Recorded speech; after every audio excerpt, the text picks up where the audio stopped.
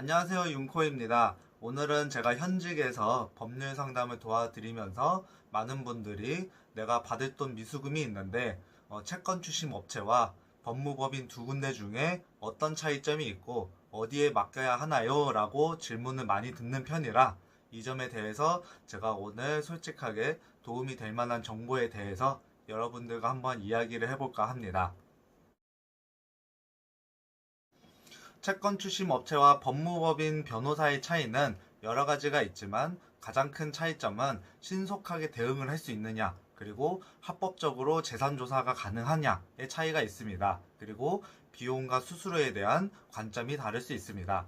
일단 각각의 장단점이 존재하지만 법무법인과 채권 추심 업체의 채권 추심 방법은 상당히 다릅니다.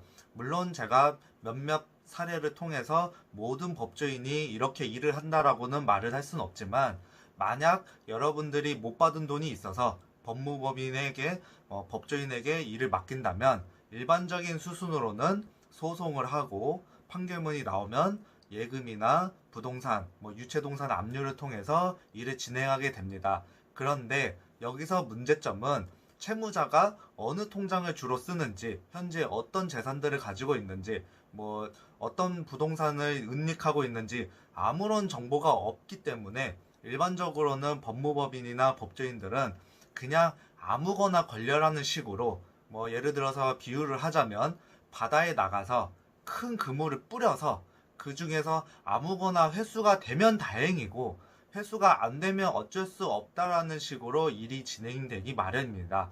이때 여러분들이 만약에 법무법인이나 법조인을 통해서 현재 채무자에 대해서 정확한 정보를 가지고 있다라고 하면, 여기서 정확한 정보라고 하면 채무자가 현재 어떤 부동산을 소유하고 있다, 혹은 어떤 자동차를 소유하고 있다, 정확하게 채무자 명의로 된 재산을 가지고 있다라는 것을 여러분이 알고 있다라고 하면 보통적으로는 법조인의 도움을 받아서 회수하는 것이 조금은 시간적으로나 비용적으로 유리할 수가 있어요. 그런데 여기서 문제는 열의 아홉은 채무자가 재산이 있는지 없는지 모르고, 또 심지어 신용불량자의 상대방이 이미 재산을 어디에 빼돌렸는지 아무것도 모른다는 것이 문제입니다.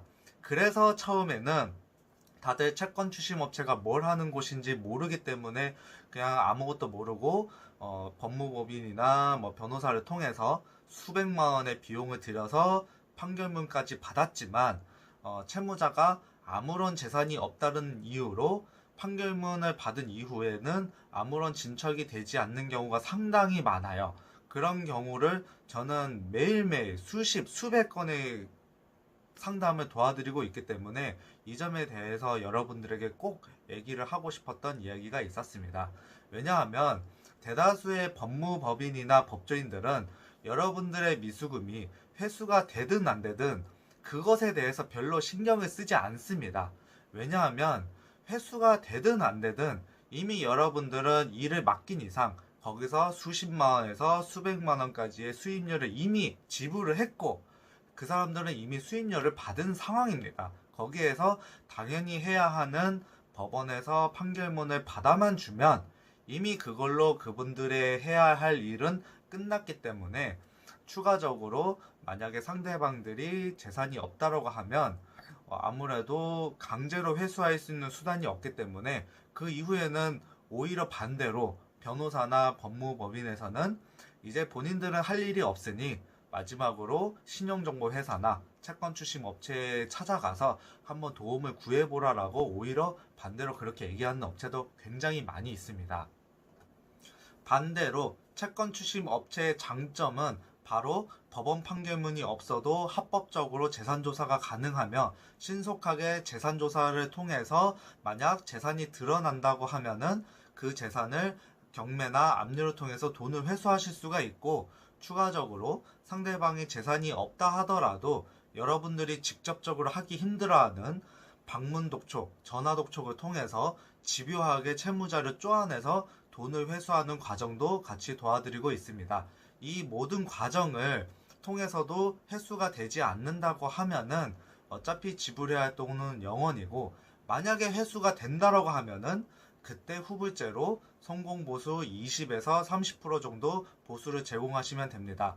어차피 회수가 안 된다라고 하면은 초기에 소정의 재산조사 비용을 제외하고서는 어차피 지불해야 할 돈은 0원이기 때문에 여러분들 입장에서는 손해보실 일이 없으시죠. 이러한 각 업체의 사정과 관점이 다르기 때문에 여러분들이 받아야 할 채권의 채무자에 대해서 그 사람 명의로 된 재산이 제대로 있고 정보도 정확하다라고 하면은 법조인의 도움을 받으시는 게 조금 더 시간과 비용적인 면에서 유리하시고, 그게 아니라 현재 채무자가 뭘 하는지, 듣기로는 소문도 별로 안 좋고 변제 능력도 변변치 않다, 혹은 이미 돈을 들여서 법원 판결문까지 받았는데도 돈을 회수하지 못했다, 이런 상황이면 어차피 가만히 있으면은 회수가 되는 상황이 아니기 때문에 회수 성공 시에 돈을 받아가는 후불제로 운영되는 채권 추심 업체에 맡기시는 게 시간과 비용 면에서 유리하다고 할 수 있습니다. 이상 제가 채권 추심 업체와 법무법인 사이의 장단점과 관점의 차이에 대해서 이야기를 드렸는데, 채권 추심은 타이밍이 굉장히 중요합니다. 상대방이 말한 것도 있는데 알아서 갚겠지, 혹은 안일하게 시간을 보냈다가는 어느샌가 쥐도새도 없이 상대방이 폐업을 하거나 도망을 가거나 회생, 파산, 행방불명, 갑자기 연락이 안 되면 이미 그 시점에서는 어떤 채권 추심을 하더라도 회수 가능성은 굉장히 희박할 수밖에 없습니다. 그렇기 때문에 상대방이 그나마 연락이 되고 변제 능력이 조금이라도 있을 때 지금이라도 1분 1초라도 지체하지 마시고 바로 전문가와 상의를 해서 어떻게 처리를 해야 하는지 받아보시는 것을 권해드릴게요. 이상 윤코 생각이었으며 조금이라도 도움이 되셨다면 구독과 좋아요 부탁드리겠습니다. 감사합니다.